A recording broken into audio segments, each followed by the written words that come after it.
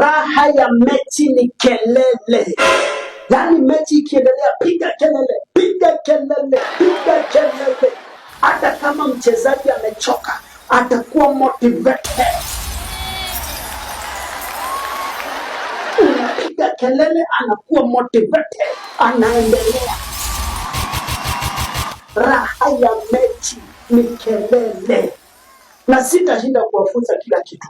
Namaanisha mechi, yani ball ikiendelea, mechi ikiendelea, unapiga kelele, wewe mashabiki unapiga kelele. Arsenal inafunga, Chelsea inafunga, Man U inabeba kikombe. Yeah.